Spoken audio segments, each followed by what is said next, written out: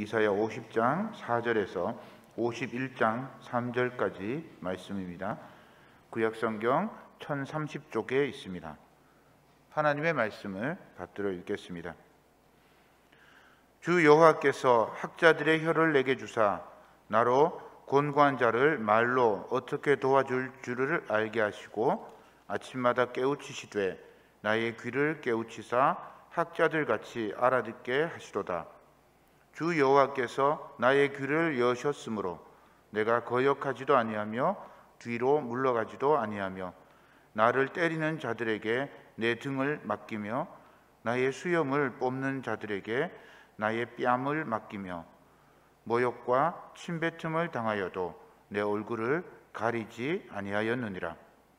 주 여호와께서 나를 도우심으로 내가 부끄러워하지 아니하고 내 얼굴을 부싯돌같이 굳게 하였으므로 내가 수치를 당하지 아니할 줄 아노라.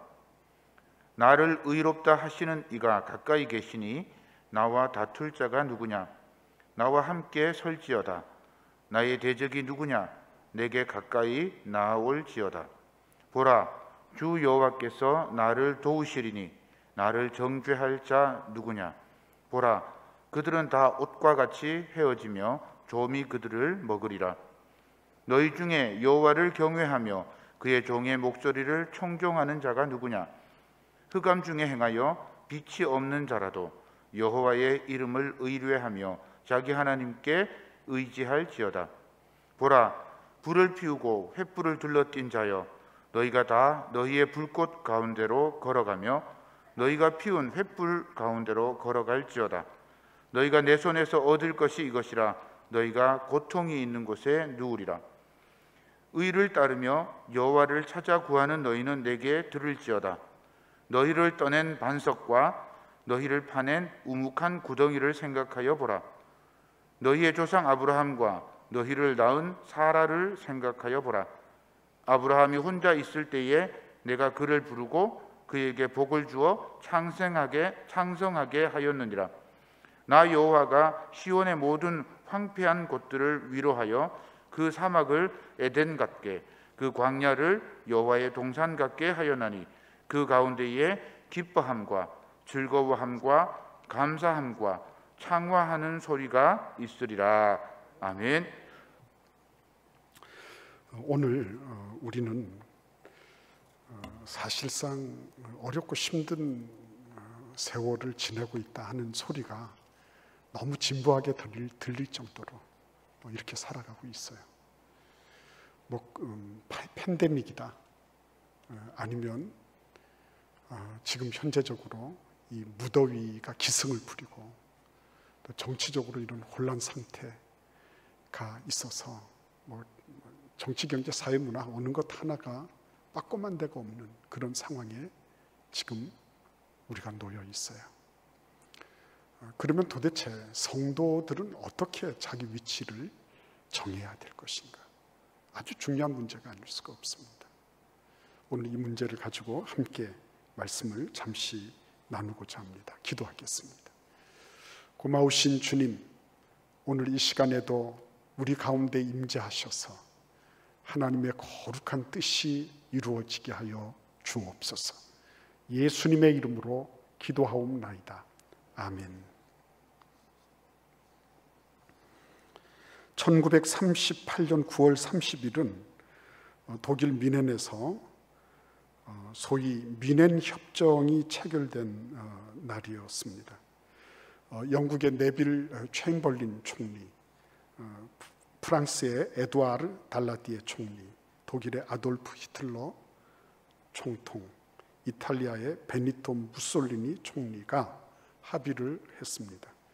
그 협정 내용 가운데 아주 중요한 내용은 체코슬로바키아의 영토였던 주데텐란트라고 하는 영토, 그곳에 독일인이 많이 거주하는데 그곳을 독일에 병합시켜달라고 하는 히틀러의 요구를 들러준 거였어요.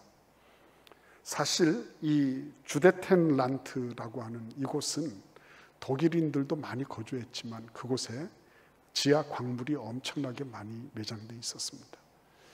그래서 그곳을 노리고 있던 히틀러가 다른 나라들을 겁박한 거죠.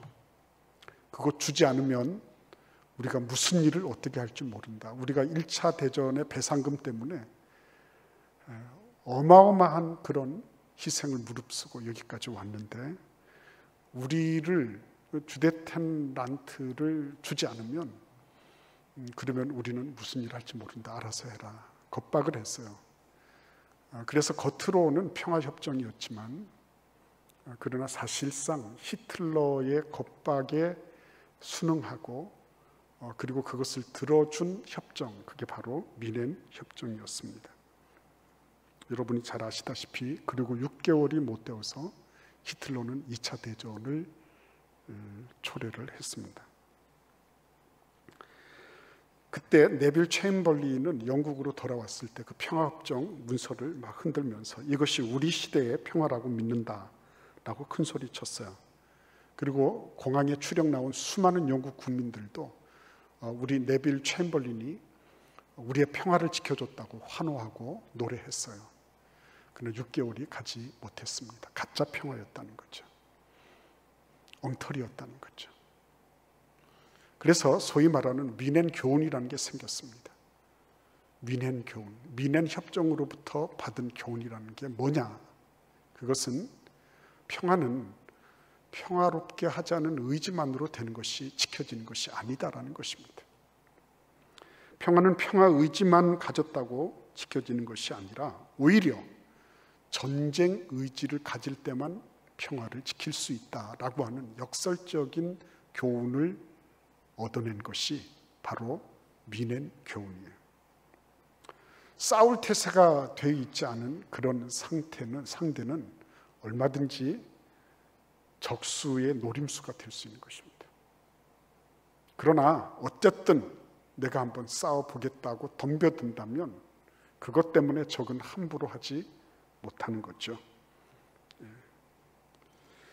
그래서 이 소위 말하면 이 영국과 프랑스, 이태리 같은 이런 나라들이 한 통속이 되어서 히틀러의 겁박에 쉽게 뒤로 물러가고 평화를 위한다면서 체코슬로바키아의 주권을 짓밟아 버리고 주데텐란트를 그냥 독일에게 헌상해 버린 것, 이 사건이야말로 인류 역사에 있어서 가장 뼈아픈 그런 실패의 역사로 기록되게 된 것입니다. 사람들이 평화를 외치고 평화를 좋아한다고 했지만 그러나 사실은 평화를 지킬 수 있는 그런 무력과 일전을 불사하는 그러한 태세가 없으면 이 세상은 결코 좋은 동기, 선한 목적만으로 그것을 받아주지 않는다라는 그런 역사의 교훈을 남긴 것입니다. 이스라엘에 있을 때 그 아이언돔이 터지는 소리 때문에 제가 밤잠을 자다가 후다닥 일어나기도 하고 이랬습니다. 한 발에 수천만 원 하는 그런 미사일을 자그마한 박격포탄 하나 날아오더라도 그것을 수천만 원짜리 미사일을 날리면서 막아냈어요. 그리고 박격폭탄이 날아온 곳을 원점 사격을 했습니다. 원점 타격을 했습니다. 너희들이 우리를 건들면 결코 가만히 있지 않을 것이다 라고 하는 그런 응징태세를 보였습니다. 그래서 이스라엘을 함부로 주변의 아랍 국가들이 노리지를 못하는 겁니다. 오늘 우리가 읽고 있는 이 바벨론에 포로되어 있는 이스라엘 백성들, 이들의 삶의 모습은 오늘날 우리의 모습과 별로 다를 바가 없어요. 일단 포로가 돼서 오랫동안 교착 상태에 있었습니다. 코로나 사태로 1년 반 이상이 이렇게 교착 상태로 가는 거예요. 하나님이 계시지만 계신 것 같지도 않고 안 계시다고 얘기를 하려고 하면 찝찝하고 뭔가 현실에 나타나는 게 아무것도 없고요. 그 다음에 현실적으로 볼 때 바벨론이 훨씬 더 설득력이 있어요. 바벨론의 우상을 숭배하고 바벨론의 머리를 조아리는 것이 현실적으로는 훨씬 더 자신들의 삶에 이익이 있고 그리고 자신들에게 뭔가 편리함을 갖다 주는, 용이함을 갖다 주는 그 무엇인가가 있다는 것을 이스라엘 사람들은 아는 거예요. 그러니까 극소수의 사람들만 믿음을 가지고 유일신 하나님을 섬기려고 발버둥 치고 있는 그런 계제인 것입니다. 이때 하나님께서 우리가 잘 아는 것처럼 오늘의 이 본문 말씀을 통해서 어떻게 하면 이들에게 회복의 말씀, 어떻게 해야지 회복된다라고 하는 것을 가르쳐 주신 거예요. 그래서 오늘도 우리는 이 말씀을 통해서 우리가 이와 같은 때에 어떻게 우리의 위치를 잡을 것인가 하는 것을 우리가 이 말씀을 통해서 보게 될 것입니다. 그리고 이것을 위치 선정을 이렇게 했을 때 나타난 결과가 무엇인가 하는 것을 우리가 살펴보게 될 것입니다. 맨 먼저 오늘 본문 말씀을 같이 한번 읽어보겠습니다. 본문 말씀 6절을 같이 읽어볼까요? 5절과 6절을 읽겠습니다. 5절과 6절을 같이 읽어보겠습니다. 주 여호와께서 나의 귀를 여셨으므로 내가 거역하지도 아니하며 뒤로 물러가지도 아니하며 나를 때리는 자들에게 내 등을 맡기며 나의 수염을 뽑는 자들에게 나의 뺨을 맡기며 모욕과 침 뱉음을 당하여도 내 얼굴을 가리지 아니하였느니라. 성도들의 지금 현 위치죠. 이게 어떤 위치입니까? 아무렇게나 막 던져진 느낌 있죠. 하나님이 바벨론의 이스라엘 백성들을 던지신 것 같아요. 그래서 여기 보시면 때리죠, 수염을 뽑죠, 모욕하죠, 침 뱉죠. 이런 일들을 그냥 예사롭게 당하는 거예요. 아니 회복시키신다 그러는데 뭐 회복의 어떤 그 작은 손바닥만한 구름이라도 나타나야 될 것 아니겠습니까? 그런데 회복시키신다 그러는데 그런 게 없어요. 그렇죠? 나타나지 않아요. 오히려 그냥 막 던져진 것 같아요. 별로 이렇게 뭐 소망스러운 그런 게 보이지가 않네요. 이게 사실입니다. 성경 전체를 통해서 여러분 하나님께서 하나님의 백성들의 환경을 갑자기 바꿔주신다든지 어떤 조건을 확 뒤집어 엎으신다든지 이런 경우를 거의 많이 볼 수가 없습니다. 여기서 특별히 주 여호와께서 학자들의 혀를 내게 주사 이렇게 말씀하잖아요. 여기서 나는 누구죠? 여호와의 종이에요. 다른 말로 메시아입니다. 장차 이스라엘을 회복하실 그 메시아, 그 메시아가 지금 어떤 형편이라고요? 아무렇게나 막 던져진 거죠. 프리미엄이 없어요. 하나님의 아들이라고 하는 무슨 혜택이나 특혜가 없습니다. 똑같은 조건, 아니 똑같은 조건보다도 더 열악하고 더 저열한 그런 환경 속에 막 던져진 거예요. 여러분, 우리가 그렇습니다. 그리스도인이라고 해서 어떤 데 특별한 뭔가가 있고 날마다 무슨 기적 같은 것들이 예외적으로 적용이 되고 그리스도인이라고 해서 무슨 하나님께서 특별히 뭘 하셔서 빼주시고 면제시켜 주시고 건너뛰게 하시고 간혹 그런 일들이 있을 수 있어요. 그러나 매번 그런 건 아니에요. 근데 바벨론에 포로되어 있던 사람들은 우리는 정말 하찮은 존재구나. 정말 이렇게 될 수가 있나. 뺨을 때리면 때리는 대로, 침을 뱉으면 뱉는 대로, 그렇죠? 그대로 당하는 그런 형편인 겁니다. 그래서 여러분, 우리는 기억해야 되는 겁니다. 하나님이 우리에게 같은 조건, 세상 사람들과 다를 바 없는 똑같은 조건, 하나님의 자녀들에게도 메시아이신 예수 그리스도에게도 똑같은 조건을 주십니다. 아니 그보다도 더 형편없는 조건 속에서도 하나님의 뜻을 이루는 그것을 보기를 원하시는 거예요. 그래서 여러분, 우리가 있는 이 현재의 모습들이 우리의 출발점이에요. 감사한 거죠. 하나님 앞에 감사한 거죠. 왜 감사한 겁니까? 비록 힘들지만 여러분, 이럴 때야말로 얼마나 하나님께서 우리를 향하여 가지고 계신 뜻을 펼칠 수 있고 그 일에 우리가 심부름할 수 있고 그 일에 쓰임 받을 수 있다는 게 얼마나 감사한 일이에요. 그렇지 않습니까? 아무렇지도 않게 그냥 그냥 편안하게 가고 있다. 나쁜 것은 아니죠. 그러나 그것만이 최선의 상태라고 말할 수도 없을 거예요. 그래서 여러분, 나쁜 것이 결코 다 나쁜 것은 아닙니다. 어렵다고 해서 그것이 다 불가능한 건 아니에요. 지금 내가 고통스럽다고 해서 그 고통이 영원히 가는 것도 아니에요. 그 고통은 언젠가는 영광의 중한 것으로 우리에게 탈바꿈할 수도 있는 거예요. 그러므로 지금 현재 이 모든 상황들에 대해서 그거를 수용할 줄 아는 게 필요한 것입니다. 아, 여기에서 출발하라고 하시는구나. 하나님이 환경이나 형편이나 어떤 조건들을 확확 바꾸어 주시면서 일하시는 것이 아니라 있는 것으로부터 시작하게 하시는구나 하는 것을 보게 되는 거예요.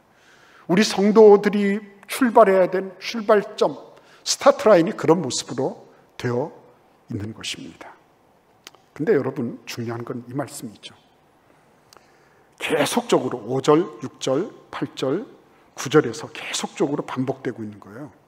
학자들의 혀를 내게 주사 주 여호와께서 나의 귀를 여셨으므로, 8절에도 나를 의롭다 하신 이가 가까이 계시니, 9절에도 주 여호와께서 나를 도우시리니 그랬어요. 이게 지금 하나님하고 누구하고 나하고 개별적이고 개인적인 관계, 아주 독특하고도 특별한 관계를 말씀하고 있는 거예요. 환경은 보편적이고 일반적인데 하나님하고의 관계는 어떻다고요? 특별하고도 아주 독보적인 관계를 말씀하고 있는 이 장면을 우리는 놓쳐서는 안 되는 거예요.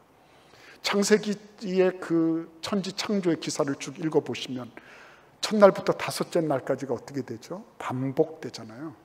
하나님께서 말씀하시니 그대로 되었다. 저녁이 되고 아침이 되었다. 그래, 빛이 생겼다. 그죠? 궁창이 생겼다. 뭐 계속, 그죠? 쭉 갑니다. 그러다가 여섯째 날 무슨 일이 생깁니까? 그 반복적인 리듬이 깨지면서 인간이 드디어 탄생하죠. 하나님께서 인간을 만드십니다. 그때 인간 만드실 때 뭐라고요? 나의 형상을 따라, 우리의 형상을 따라, 이렇게 말씀하십니다. 하나님께서 하나님의 형상을 따라 인간을 지으셨다고 말씀하시는 거예요. 어떤 구약의 상식을 가졌다는 이런저런 분들은 구약 성경이 고대 근동의 여러 문서들을 이렇게 베끼거나 아니면 그것에 영향을 받아서 만들어졌다라고 주장하는 이들이 간혹 있어요. 근데 고대 근동에서는 신의 형상을 닮았다, 신의 형상이다라고 할 때는 왕밖에는 없어요. 왕만 신의 형상을 닮은 거예요. 그런데 창세기에서는 어떻다고요? 창세기에서는 하나님께서 지으신 모든 인간이 신의 형상인 거예요. 이거는 파격적이다 못해, 이건 충격적인 거죠. 너희들이 뭐라고 얘기하든지 하나님은 뭐라고요? 하나님은 인간을 하나님의 형상을 닮은 자로, 하나님의 형상을 따라 만들어진 자로, 그분과 소통하고 그분과 관계 맺고 그분을 닮고 그분의 위임을 받아서 이 세상을 다스리는 왕 같은 존재로 모든 사람을 그렇게 만드신 거예요. 그래서 사탄은 이것을 싫어합니다.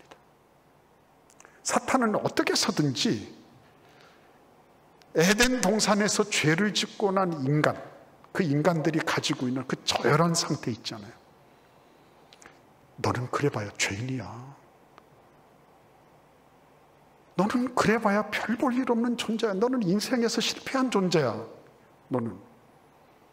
너는 가재, 붕어, 개구리야. 너는 그냥 냇가에서 좀 이렇게 놀다가 철 지나면은 가야 되는 가분개야. 소돼지, 개말이다. 그냥 주는 대로 먹고 시킨 대로 하다가 가면 돼. 그거를 무슨 상태라고요? 디폴트 세팅이라 그래요. 기본값 세팅이에요. 기본값 설정. 너는 그냥 그런 인간의 기본적인 것만 이렇게 유지되면 그거 먹고 살라니까. 그러면 되는 거야. 뭐 얼마나 네가 기도해서 뭐가 응답받은 게 있냐. 네가 봉사했다고 누가 알아주냐. 네가 뭐를 해서 너 그런 거 아무 소용없는 거야. 그냥 기본값만 해. 기본값만. 그래서 그 기본값대로 살다가 그냥 가면 되지. 뭐 다른 거 기대하지 마. 그래서 늘 그들은 죄를 짓고 난 다음에 인생들이 가지고 있는 그 저열한 열등감, 이런 걸 부추깁니다. 이런 걸 부추겨요. 사람들을 만나도요, 사람들을 만나서 내가 정말 가치 있는 존재구나 라고 느끼게 하기보다는 이상하게 기가 빠지고 이상하게 주눅이 들고 이상하게 참 이상한데 왜 그럴까? 영적으로 그런 부분들을, 사람을 미워하기보다는 영적으로 그런 부분들을 쳐내는 게 필요한 거예요. 사람을 만나서 항상 늘 즐겁고 좋은 결과만은 있을 수 없을 겁니다. 그러나 나에 대해서 공격하고 내 인생의 근본적인 가치, 하나님이 지으신 하나님의 형상으로서의 가치를 훼손시키는 그 어떤 것에 대해서는 단호하게 그런 부분들을 기도로 물리치고 믿음으로 그런 것들을 척결해내야 되는 것입니다. 사탄 마귀가 넌 그래봐야 별 수 없어. 넌 그래봐야 죄인이고 네가 그렇게 해서 무슨 목사, 장로, 안수집사냐, 권사냐, 너 뭐 집이라도 샀냐? 너 날마다 입에 걸면 집사라며. 그 집 샀어? 집도 한 칸 없는 게 무슨 하나님의 은혜를 입었다고 그런 소리 하냐? 그죠? 사단 마귀는 그렇게 속살거리는 거예요. 근데 하나님은 뭐라고 말씀하십니까? 학자들의 혀를 내게 주셨어요. 하나님이, 누가? 하나님이, 그죠? 나의 귀를 여셨다고 했습니다. 누가? 하나님이. 나를 도우신다고 했어요. 누가? 하나님이. 나를 의롭다고 선언하셔 주신다고 했어요. 누가? 하나님이. 나하고 하나님은 독보적인 관계예요. 특별한 관계예요. 특별한 관계. 그 누구도 감히 끼어들 수 없는 그런 하나님의 형상을 내가 하나님으로 말미암아 받았기 때문에, 그렇기 때문에 나는 그 어떤 가치하고도 바꿀 수 없는 그런 거룩하고 복된 지상의 가치를 지니고 있는 존재인 거예요. 얼마나 축복입니까? 그렇죠? 그래서 우리의 위치는 아무렇게나 막 던져진 것 같지만요, 달라요. 다릅니다. 어떻게 다릅니까? 두 가지로 달라요. 오늘 첫 번째는 뭐가 다르다고 했습니까? 학자들의 혀를 주셨다고 했습니다. 그 혀를 주신 까닭은 뭐라고요? 나로 곤고한 자를 말로 어떻게 도와줄 줄을 알게 하신다 그랬어요. 언어가 다르다고 했습니다. 언어가 다릅니다. 하나님의 백성들이 아무렇게나 던져졌지만 언어가 달라요. 혀를 사용하는 게 다릅니다. 그 언어는 어떤 언어라고요? 말로 곤고한 자를 어떻게 도와줄 줄을 아는 그런 언어예요. 생명을 주는 언어예요. 위로를 하는 언어예요. 쓰러지고 넘어지고 자빠진 인생에 대해서 그것을 다시 일으켜주는 언어예요. 그 언어 사용할 수 있는 거예요. 저는 여호와의 종이면 굉장한 어떤 큰 어떤 위대성, 어떤 대단한 어떤 특별한 뭐를 가지고 있는 것처럼 느껴지고, 그래서 여호와의 종은 틀림없이 아주 사람들 사이에서도 뭔가 아주 눈에 확연하게 띌 정도로 구별되는 것이 있을 것이다 라고 기대했어요. 근데 그렇지 않았습니다. 여호와의 종, 앞으로 이스라엘을 회복시키실 그 하나님의 아들, 그 아들은 생명을 주는 언어를 구사하시는 분이시더라. 세리를 만나건 창기를 만나건 그 사람 어떤 죄인이든 간에 그를 다시 일으켜서 생명을 얻게 하도록 하는 그 일, 그가 하나님의 형상을 닮은 존재라고 하는 자기 가치를 극대화하도록 올려주시는 그런 분이시라는 것, 그거를 오늘 성경은 말씀하고 계신 거예요. 남편은 아내를, 아내는 남편을, 그래, 당신이야말로 하나님의 형상입니다. 지금 사업이 어렵고 직장 생활이 어렵고 모든 것이 다 원활하지 않지만 그럼에도 불구하고 아무렇게나 던져진 상황 속에서도 당신은 하나님의 형상입니다. 그걸 인정해 줄 줄 아는 게 얼마나 멋있어요. 우리의 자녀들이 비록 학업 성적은 어떻게 됐든지 간에 날마다 토끼 눈이 돼서 온 밤을 지새워서 그냥 열심히 게임만 하고 있다 할지라도 그들은 근본적으로 뭐예요? 하나님의 형상이에요. 하나님께서 그들을 향하여 가장 높은 차원의 그런 가치를 인정하신 사람들이에요. 현상을 보고 넘어가서는 안 되는 거죠. 참고 기도하고 그리고 생명을 주는 언어를 구사하는 거 필요한 거죠. 두 번째, 뭘 주셨다고 했습니까? 귀를 여셨다고 했어요. 귀를 주셨네요. 보니까 청각장애인들이 왜 청각장애가 됩니까? 귀가 안 들리니까. 귀가 안 들리니까 뭐를 못해요? 말을 못하는 거예요. 들어야지 말을 하게 되는 겁니다. 근데 우리는 수많은 얘기들을 듣잖아요. 근데 전부 다 그건 뭐죠? 피조 세계에서 오는 말들이에요. 근데 여기에서는 여호와께서 나의 귀를 여셨으므로, 나의 귀를 깨우치셨으므로 학자들 같이 알아듣게 하신다 그랬어요. 근데 왜 귀를 엽니까? 열려 있는 귀인데 무엇에 대해서 열리는 거예요? 그렇죠, 다른 모든 소리들은 피조물들의 소리예요. 그런데 나의 귀를 여셔서 내가 알아듣게 하시는 그 귀는 어떤 귀예요? 창조주 하나님의 음성을 듣는 귀예요. 이게 다른 것입니다. 맞습니다. 피조 세계의 소리도 잘 듣는 게 필요하죠. 그러나 하나님께서 이 나라, 이 민족, 바벨론에 포로되어 있는 이 이스라엘 백성들을 회복시키는 일을 위해서 사용하시는 귀, 그 귀는 피조물의 소리, 피조 세계의 소리를 듣는 것에서 그치는 것이 아니라 하늘로부터 나리시는 창조주 하나님의 음성을 듣는 그 귀, 그 귀가 이 모든 것들을 구별짓고 이 모든 것들을 회복시키는 그 일에 쓰임받는 귀라고 말씀하고 계신 거예요. 우리는 지금 어떤 소리를 많이 듣고 있나요?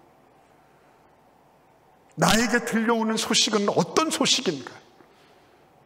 나는 지금 하늘로부터 나리시는 창조주의 음성을 듣고 있나요? 아니면 피조 세계의 수많은 사람들이 얘기하고 있는, 제한되어 있는 그런 소리를 듣고 있나요?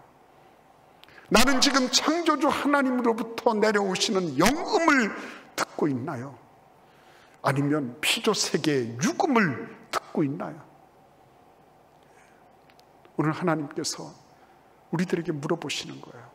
그래서 아무렇게나 던져져서 어떤 특혜나 프리미엄이 없지만 그럼에도 불구하고 우리는 뭘 가지고 있다? 생명을 주고 사람을 살리는 언어가 있다. 또 뭐가 있다? 피조 세계의 소리만 듣는 것이 아니라 창조주의 음성을 듣는 귀가 있다. 하나님은 우리를 그렇게 구별해 놓으신 것입니다.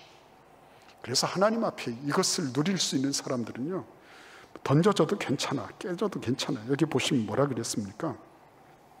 다시 한번 우리 5, 6절을 읽어볼까요? 주 여호와께서 나의 귀를 여심으로 내가 거역하지도 아니하며 뒤로 물러가지도 아니하며 나를 때리는 자들에게 내 등을 맡기며 나의 수염을 뽑는 자들에게 나의 뺨을 맡기며 모욕과 침뱉음을 당하여도 내 얼굴을 가리지 아니하였느니라. 와, 멋있죠? 그죠? 멋있어요. 그 복싱 선수들 가운데서도요, 누가 제일 힘들고 어렵냐, 무섭냐 이렇게 물어보면 펀치 강한 선수나 빠른 선수가 무서운 선수가 아니래요. 내가 마음껏 때렸는데 끔찍하지 않는 선수 제일 무섭대요. 네. 내가 막 두드려 팼는데 끔찍하지 않아. 그게 제일 무서운 선수라는 거예요. 네. 여러분 한번 생각해 보세요. 이 지금 세상이 때리고 수염을 뽑고 뺨을 치고 모욕과 침뱉음을 하고 뭐 있는 대로 다 해요. 다 하는데 끄떡 없어요. 왜요? 나는 지금 어디로부터 듣고 있어요? 하늘로부터 듣고 있어요. 세상이 감당할 수 없는 하늘의 음성을 듣고 있는 것입니다. 그래서 끄떡하지 않아요. 세상은 치면 칠수록 더 의아하게 생각할 거예요. 이거 아닌데. 교회를 패면 교회들이 죽겠다 그러고 이래야 될 텐데 끄떡이 없네. 자, 그래서 여러분 7절을 보십시오. 같이 읽어볼까요? 주 여호와께서 나를 도우심으로 내가 부끄러워하지 아니하고 내 얼굴을 부싯돌같이 굳게 하였으므로 내가 수치를 당하지 아니할 줄 아노라. 부싯돌같이. 그때 당시 다이아몬드를 알았으면 다이아몬드같이 이렇게 할 거예요. 초강도, 최고로 경도가 가장 높은 거. 끄떡하지 않는 거예요. 눈 깜짝하지 않는 겁니다. 하나님과 연결되어 있죠. 나의 가치가 하나님의 형상을 반영하고 있죠. 그렇죠? 끄떡하지 않아요. 그래서 우리 같이 한번 10절 말씀을 읽어보겠습니다. 너희 중에 여호와를 경외하며 그의 종의 목소리를 청종하는 자가 누구냐?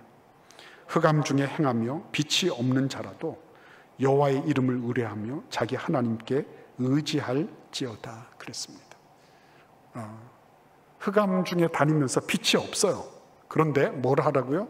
여호와를 의지해라 이렇게 말씀하고 있습니다. 여기에서 아주 확연하게 달라지는 거예요. 뭐가 달라지는 줄 아십니까? 노예들에게는 자발성이 없습니다. 노예들은 그냥 끌면 끄는 대로 가는 거예요. 영혼이 없어요. 근데 자유인은 뭐가 있어요? 자발적인 의지가 있습니다. 자발적인 의지. 스스로 자 말미암을 주.